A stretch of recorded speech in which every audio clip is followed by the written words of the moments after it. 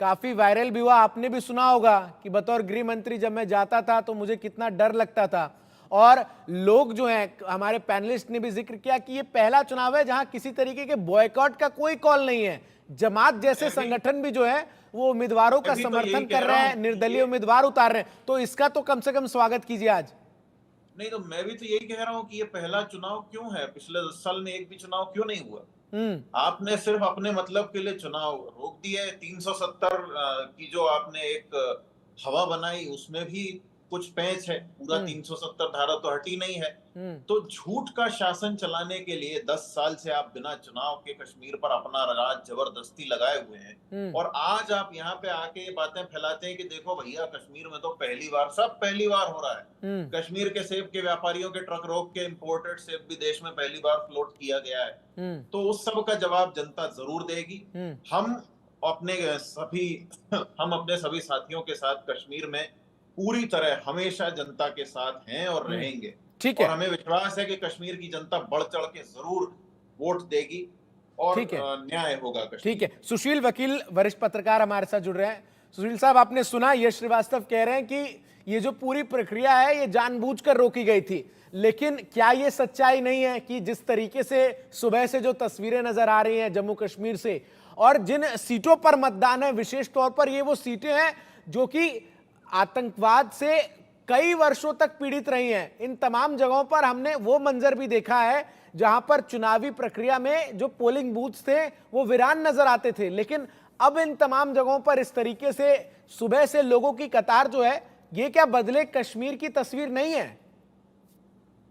इससे पहले ये प्रधानमंत्री चीज है कि कश्मीर वादी में फिर गुलशन खिल रहे हैं। आज हिसाब से देखे जा रहे हैं, लोग बड़े उत्साह के साथ वोट देने आ रहे हैं, कतारों में खड़े हैं। हम्म। ये दिखा रहा है कि कश्मीर कहाँ से कहाँ पहुंच गया। हम्म। हमें याद है, आज से कुछ साल पहले एक पोलिंग बूथ के बाद बाहर एक ताबूत रखा गया था, कॉफिन। हम्म। तो साथ में बोर्ड लगा था, जो पहला वोट डालेगा या तो इनाम पाएगा, नहीं तो इसमें कॉफिन में ताबूत में घर वापस जाएगा। हम्म। ये हालात थी कश्मीर की। और ये आज जो कह रहे हैं कि देखो जी 10 साल में इलेक्शन क्यों नहीं हुए। किसकी सरकार इनको थी सर उस समय, जरा आप अगर याद कर पाए तो? मेरे को लग रहा है ये कम से कम 20, जो 2014 से पहले इलेक्शन हुए उसमें हुआ था ये। हम्म। 2002 के शायद हुए, 2014 वाले पहले इलेक्शन में इतनी हालत खराब थी कि 2009। कोई वोटिंग बूथ में नहीं जाना चाहता था। हम्म। आज ऐसी हालत है कि देखिए, लोग नौजवान, ये सेपरेटिस्ट, जो भी लोग कश्मीर के सारे इलेक्शन में पार्ट ले रहे हैं, हम्म। हर साल से लोग उत्साहित हैं। हम्म। लेकिन एक चीज में देखा गया कि देख लीजिए, ये ठीक है भाई, पीडीपी है, नेशनल कॉन्फ्रेंस है, कांग्रेस है, बीजेपी वगैरह सारा है। हम्म। इस बार के इलेक्शन में थोड़ा सा एक प्रॉब्लम ये हो गया, जो अपने जमात इस्लामी के लोग या इंजीनियर रशीद साहब के लोग जो उन्होंने जो 1780 कैंडिडेट उतारे फील्ड में, हम्म। उनका एक बड़ा प्रॉब्लम है क्योंकि इनकी जो आइडियोलॉजी है, सेपरेटिस्ट आइडियोलॉजी है। हम्म। अगर इनमें कुछ लोग ऐसे जीत के आएंगे, फिर वही कश्मीर का हाल होगा। लेकिन ये क्या भी तो एक इनका अपने जो आप में बड़ी बात है ना सर, कि ऐसे लोग जो कि कुछ वर्ष पहले तक लोकतंत्र को लेकर क्या कुछ कहते थे, वो अब इस प्रक्रिया में हिस्सा ले रहे हैं। अमित रैना जी, एक और जो अहम चीज इस चुनाव में नजर आ रही है वो कि दिल्ली में जो है वो 24 जगहों पर ऐसे पोलिंग बूथ्स बनाए गए हैं जहां पर विस्थापित कश्मीरी पंडित जो हैं वो मताधिकार का अपना प्रयोग कर सकते हैं।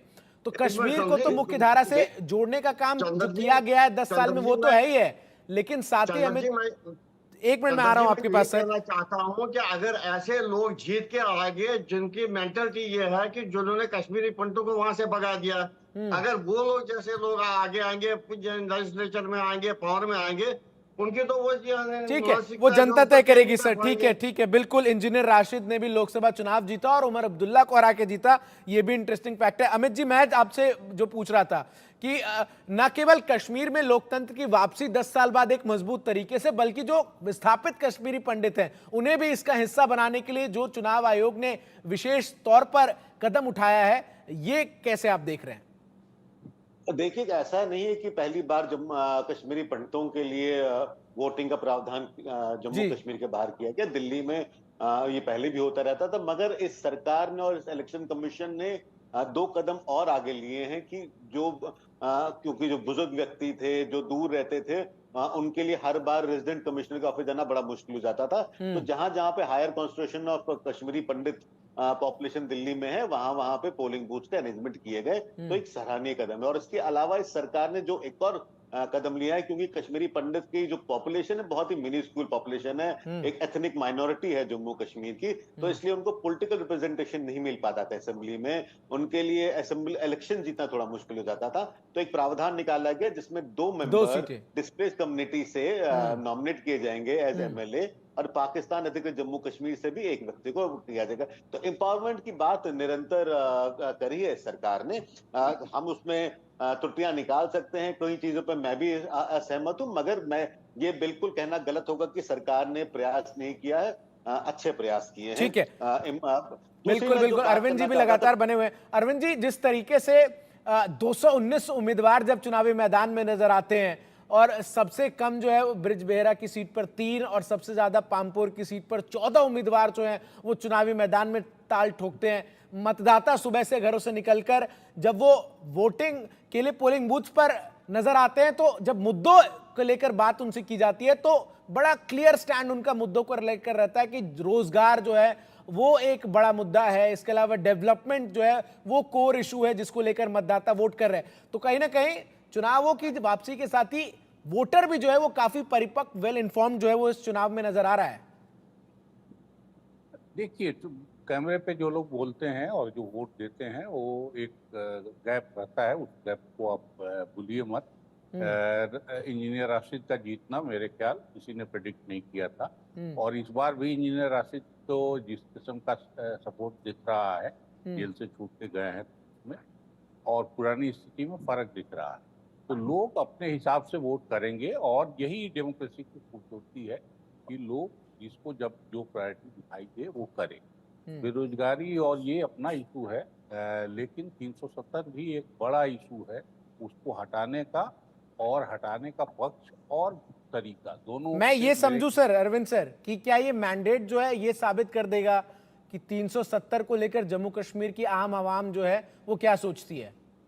निश्चित रूप से सबसे ज्यादा दिलचस्पी अगर कश्मीर चुनाव को लेके है वो इसीलिए है कि लोगों का, क्योंकि स्थितियां फर्क सबको दिखाई दे रही हैं। ऐसा नहीं है कोई कहे कि कश्मीर बहुत खराब हो गया है, लेकिन अभी जो भी शांति है उसमें फौजी ताकत की केंद्र सरकार। बिल्कुल। और लोकसभा चुनाव में हमने देखा था वोटिंग परसेंटेज बहुत ज्यादा थी। गौरव कपूर नेशनल कॉन्फ्रेंस के नेता लगातार बने हुए हैं। गौरव जी, जम्मू कश्मीर के लोग जो हैं वो थोड़ा कंफ्यूज्ड आप लोगों से इसलिए हैं क्योंकि एक तरफ तो आप इंडिया अलायंस के तहत कांग्रेस के साथ गठबंधन करते हैं, दूसरी तरफ कई सीटों पर फ्रेंडली फाइट की भी नौबत जो है वो नजर आ रही है, निर्दलीय उम्मीदवार भी जो है वो उतारे गए।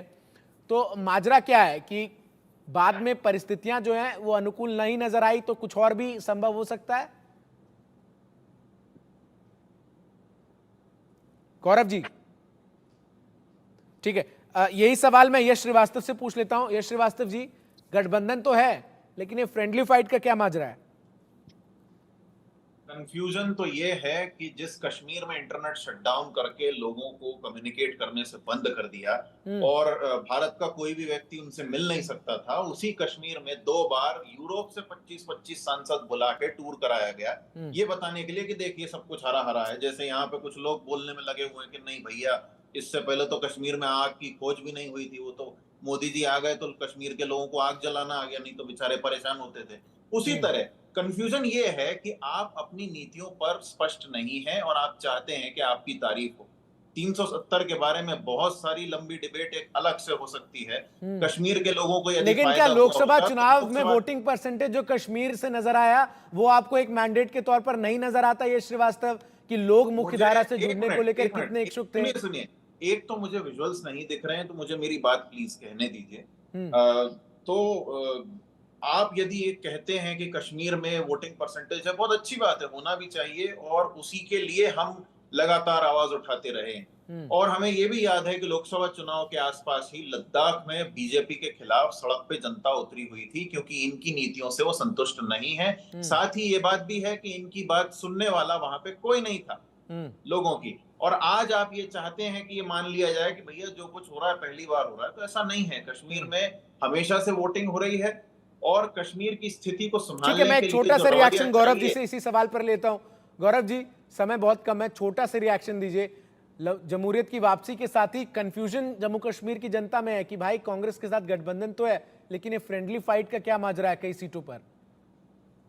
देखिए, जम्मू कश्मीर की अवाम कहीं भी कंफ्यूज नहीं है, बिल्कुल क्लियर स्टैंड है। नेशनल कॉन्फ्रेंस जो है वो इलेक्शंस लड़ रही है, उसके साथ में कांग्रेस के साथ हम मिलकर इलेक्शन लड़ रहे हैं। हाँ, एक दो सीट्स हैं जहां पे हमारे दोनों जो पावरफुल लीडर्स थे, नेशनल कॉन्फ्रेंस के भी और कुछ कांग्रेस के भी, तो वहां हम फ्रेंडली लड़ रहे हैं। बाकी आप ये चीज बिल्कुल निश्चिंत रहिए कि जम्मू कश्मीर की अवाम कहीं कंफ्यूज है। वो भारी मतों से जो है नेशनल कॉन्फ्रेंस को, उसका अलायंस जो कांग्रेस को, जहां जहां हमारे कैंडिडेट खड़े हैं उनको फुल मेजोरिटी में वो जिताएगी। इसमें कोई कंफ्यूजन वाली बिल्कुल बात नहीं है। ठीक है, बहुत बहुत शुक्रिया यश श्रीवास्तव जी आपका, सुशील वकील जी आपका, अरविंद मोहन जी आपका, अमित रैना जी आपका और गौरव कपूर जी आपका भी हमारे साथ जुड़कर समय देने के लिए। और घाटी में जमहूरियत की वापसी के बाद जिस तरीके से उत्साह लोगों का